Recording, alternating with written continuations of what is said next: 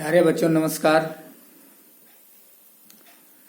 Lord Buddha channel में आपका स्वागत है। आइए, हमने पिछले वीडियो में चर्चा किया था। आज हम चर्चा करेंगे जनन या प्रजनन के बारे में। जनन या प्रजनन,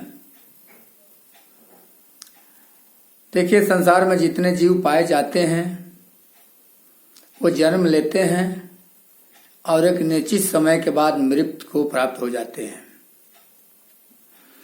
उस जीव के जन्म लेने और मृत्यु हो जाने के बीच के समय को उस जीव का जीवन काल कहते हैं। प्रत्येक जीव अपनी वंश परंपरा को कायम रखना चाहता है, यानी प्रत्येक जीव की अंतिम इच्छा होती है कि उसकी जीवन की निरंतरता चलती रहे, अर्थात वंश चलता रहे। इसलिए वह अपने जैसा संतान उत्पन्न करता है। तो जो ये प्रक्रिया होती है अपने जैसा संतान उत्पन्न करने की, इस प्रक्रिया को हम उस जीव का जनन या प्रजनन कहते हैं। जनन या प्रजनन की क्यों आवश्यकता होती है? अभी मैंने बताया कि प्रकृति में जो भी जीव पैदा हुआ है उस जीव में एक अभूतपूर्व शक्ति प्रकृति ने दिया है कि वह अपने जैसा संतान उत्पन्न करे ताकि प्रकृति चलती रहे और उस जीव का वंश चलता रहे। तो आज इसी के बारे में अध्ययन करेंगे। अभी मैंने बताया प्रजनन, जिसे आप बोर्ड पर देख लीजिए। प्रजनन, जो जीव अपने जैसा संतान उत्पन्न करता है, यह प्रक्रिया प्रजनन कहलाती है। प्रजनन की आवश्यकता प्रकृति का यह नैसर्गिक कारण है। प्रकृति ने जो जीव पैदा किया है उस जीव में एक ऐसी अद्भुत शक्ति दी है को अपने जैसा नए संतति की उत्पत्ति कर सके, जिससे उसकी वंश परंपरा चलती रहे। जनन के मूल तत्व, अगली हेडिंग है जनन के मूल तत्व। जनन के मूल तत्व क्या है? प्यारे बच्चों, जैसा कि आपको बताया गया होगा कि प्रत्येक जीव का शरीर छोटी छोटी कोशिकाओं से बना है। इन कोशिकाओं में एक केंद्रक होता है और केंद्रक में डीएनए और आरएनए होता है। डीएनए और आरएनए आनुवांशिक कोड कहलाते हैं। अधिकांश जीवों में डीएनए पाया जाता है और कुछ जीवों में आरएनए पाया जाता है। ये डीएनए आनुवांशिक कोड द्विगुणित होता है। उस डीएनए पर अनेक बिंदुवत रचनाएं पाई जाती हैं, डॉट डॉट रचनाएं पाई जाती हैं, जिन्हें हम जीन कहते हैं। ये जीन जीवों के लक्षण को नियंत्रित करते हैं। एक जीन एक जीव का लक्षण का नियंत्रित करता है। तो एक डीएनए में करोड़ों की संख्या में जीन पाए जाते हैं और करोड़ों लक्षण को नियंत्रित करते हैं।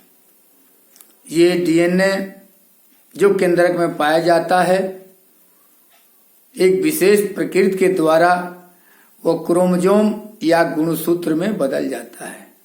यही गुणसूत्र आगे चलकर पैतृक लक्षणों को संतानों में ले जाने का कार्य करता है। तो प्रजनन प्रक्रिया के दो प्रकार हैं, एक लैंगिक जनन और दूसरा अलैंगिक जनन। अलैंगिक जनन में किसी जीव के नर और मादा की जरूरत नहीं पड़ती है। उस जीव के शरीर के किसी भाग से नए संतान की उत्पत्ति हो जाती है। इसे हम अलैंगिक जनन कहते हैं। लैंगिक जनन, जिसमें दो नर और मादा की जरूरत पड़ती है। नर के शुक्राणु और मादा के अंडाणु मिलते हैं, निषेचन होता है, जाइगोट बनते हैं। जाइगोट के विभाजन से भ्रूण बनता है और भ्रूण के बढ़ने से संतान का निर्माण होता है और नए संतानों की उत्पत्ति होती है। तो प्यारे बच्चों, आज हम लोग केवल अलैंगिक जनन पढ़ेंगे। अलैंगिक जनन कई प्रकार का होता है, जिसे बोर्ड पर चित्र बनाया गया है। आप विधिवत देखेंगे, मेरी बात को सुनेंगे और समझने का प्रयास करेंगे। आइए देखते हैं।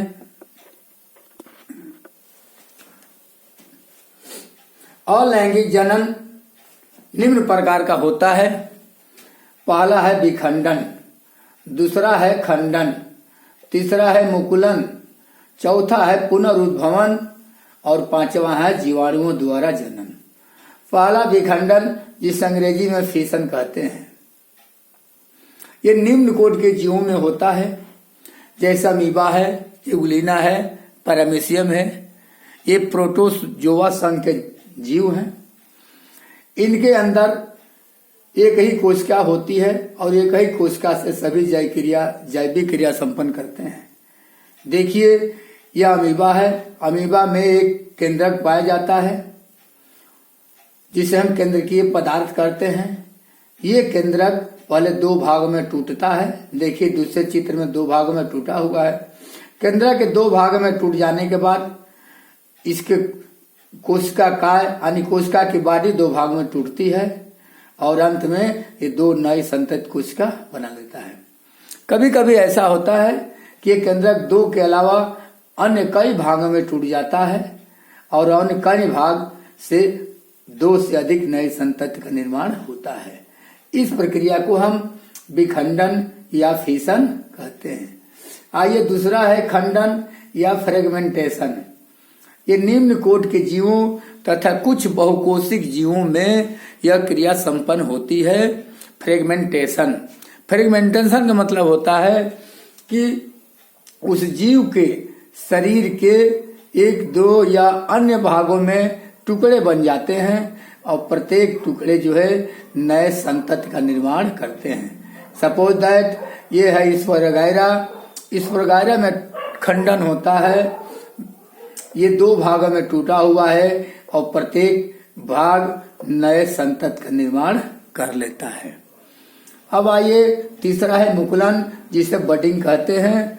ये भी कुछ निम्न स्तर के जीवों में ही होता है, जैसे हाइड्रा है। ये हाइड्रा का चित्र है। हाइड्रा में देख रहे हैं एक जगह से छोटा सा उभार कलिका के रूप में निकलता है। जिस प्रकार आप साइकिल लिए हैं, साइकिल का टायर पुराना है, आप सीमा से अधिक हवा भर देते हैं तो कहीं थोड़ा सा साइकिल का टायर फट जाता है और ट्यूब में हवा एक छोटी सी बल्ब के रूप में निकलती है।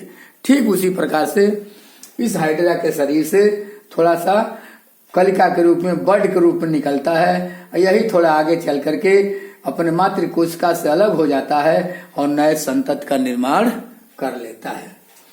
अगला है पुनरुद्भवन, रीजनरेशन। पुनरुद्भवन की क्षमता निम्न कोटि में तो पाया ही जाता है और कुछ उच्च कोटि के बहुकोशिक जीवों में भी पाया जाता है। आइए, अभी मैंने अमीबा की बात किया। अमीबा है, अमीबा के केंद्रक से होकर कितनों भागों हम काट दें और प्रत्येक भाग में यदि केंद्रक है, सपोज दैट ये अमीबा है, ये केंद्रक है। केंद्रक के होते हुए हम कितने भागों में इसका हम सेक्शन काट दें, अगर प्रत्येक भाग में केंद्रक का भाग है, केंद्रक का थोड़ा सा पदार्थ बचा है, तो ये प्रत्येक टुकड़ा नए अमीबा का निर्माण कर लेता है। इस प्रक्रिया को हम पुनरुद्भवन कहते हैं। आइए, एक दूसरा उदाहरण। एक जीव प्लेनेरिया पाया जाता है। प्लेनेरिया के शरीर में जितने टुकड़े कर देते हैं, प्रत्येक टुकड़ा नए जीव का निर्माण कर लेता है। यानी पुनरुद्भवन की क्षमता इसमें अधिक मात्रा में पाई जाती है। देखिए, प्लेनेरिया है, इसको 3 भागों में किया गया है, 3 टुकड़ों में। प्रत्येक टुकड़ा एक नए प्लेनेरिया का निर्माण कर लेता है। प्लेनेरिया में इतनी उद्भवन की क्षमता होती है पुनरुद्भवन की कि अगर प्लेनेरिया को हम चटनी पीस दे, उसके जितने टुकड़े हैं प्रत्येक टुकड़े एक नए प्लेनेरिया का निर्माण कर लेते हैं। प्यारे बच्चों, हम लोगों के शरीर में केवल स्किन में, त्वचा में पुनर्उद्भवन की क्षमता होती है। आप देखते हैं ऑपरेशन किया जाता है और 1 हफ्ते के अंदर कोशिकाएं पुनर्उद्भवित होकर के नई कोशिकाएं बन करके वो ऑपरेशन एक दूसरे से जुड़ जाता है और घाव ठीक हो जाता है। आइए आगे हम देखते हैं। अगला है बीजाणुओं द्वारा जूस्पोर। ये भी निम्न कोटि के जीवों में पाया जाता है। फफूंदी में अधिक मात्रा में पाया जाता है। देखिए ये फफूंदी है, कुछ शैवाल है उसमें भी पाया जाता है। आप देखे हैं यहाँ शैवाल है, इस जिस कहते हैं फफूंदी है, शैवाल है। ये है वाल्वाक्स यूलोथ्रिक्स। इसमें देखिए ये हरित लवक पाया जाता है। ये उसका बॉडी है, ऊपर फ्लैजिला पाया जाता है। इसके अंदर एक केंद्रक है। जब अनफेवरेबल कंडीशन आता है, यानी जब प्रतिकूल परिस्थिति आती है, या तो काफी ठंडा पड़ता है या काफी गर्मी पड़ती है, तो वह जीव जो है सिकुड़ जाता है और अपने ऊपर एक मोटी लेयर बना लेता है, जिसे हम शिष्ट आवरण कहते हैं। केंद्र के बीच में पड़ा होता है और उसी तरह वो पड़ा रहेगा। वो जीव उसमें सुरक्षित रहता है। जब कंडीशन उसके अनुकूल हो जाता है, फेवरेबल हो जाता है, तो ये आवरण धीरे से एक जगह से टूटती है और यह बीच का जो डीएनए है अंकुरित होता है और नए क्लेमाइडोमोनास या नए जीव का निर्माण कर लेता है। फिर ये अपना लाइफ साइकिल चलाता है। फिर अब अनफेवरेबल कंडीशन होता है तो यह जीव अनफेवरेबल कंडीशन होता है, जीव पुनः उसी प्रकार सिकुड़ जाता है और अपने ऊपर एक लेयर बना लेता है और उसी तरफ पड़ा रहता है। और जब फेवरेबल कंडीशन यानी अनुकूल परिस्थिति आती है तो पुनः वह शिष्ट टूट जाती है और वह नए जीव का निर्माण हो जाता है। यह जूस्पोर द्वारा जनन कहते हैं। तो मेरे प्यारे बच्चों, ये है अलैंगिक जनन। अलैंगिक जनन पादपों में भी होता है। पादपों में होता है, ये हम अब दूसरे वीडियो में आपको बताएंगे। इस वीडियो का आप कई बार सुनना, इससे चित्र बनाने और नोट बनाने का प्रयास करना। अच्छा लगे तो इसको लाइक, शेयर और सब्सक्राइब जरूर करना, ताकि आप और आपके अन्य दोस्तों को इसकी जानकारी मिले और उन्हें अध्ययन करने में सुविधा हो, ताकि इससे अधिक से अधिक आप अंक अर्जित कर सकें और अच्छे अंकों से पास हो सकें। धन्यवाद।